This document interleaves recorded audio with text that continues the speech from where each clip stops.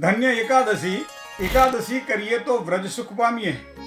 મિત્રો, સત્વમ રજસ તમશ્ચેવ રક્ષે નારાયણી સદા.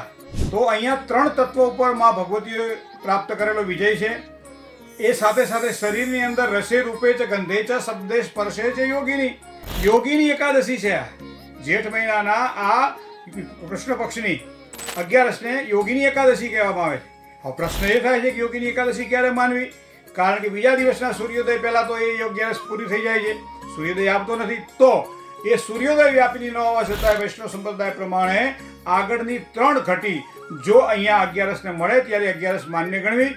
એ રીતે જો જોવા જઈએ તો શનિવારના દિવસે આ 11 માન્ય ગણાય છે, જેના કારણે આ 11 શનિવારે કરવાની રહેશે.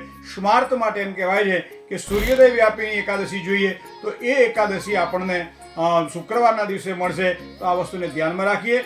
શુક્રવારના દિવસે અને શનિવારના દિવસે આ બંને દિવસે એકાદશી છે, પણ ખાસ કરી જ્યારે વ્રત કરવાનું હોય ત્યારે શનિવારની એકાદશીને પ્રાધાન્ય આપીએ અને ભગવાન શ્રી હરિનું સ્મરણ કરીએ અને એકાદશીનો ઉપવાસ કરીએ તો ભગવાન શ્રી નારાયણ આપણા સૌ ઉપર પ્રસન્ન થાય.